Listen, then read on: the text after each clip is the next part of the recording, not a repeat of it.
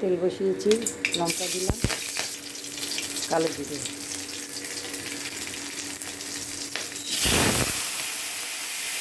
হলুদ, নুন। শিম দিয়ে ডাল করছি, ডালটা দিয়ে দেবো।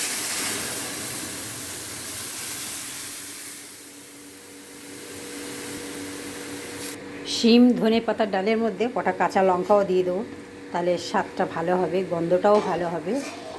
তো একটা মটর ডাল, এটা মটর ডাল শিম দিয়ে।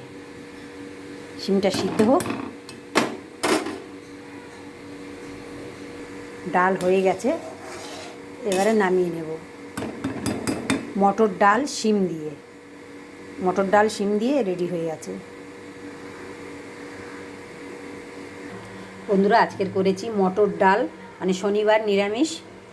মটর ডাল আর শিম দিয়ে ধনেপাতা দিয়ে ডাল। এখানে আছে আলু কাঁচকলার তরকারি, আর এখানে আছে আলু ভাজা।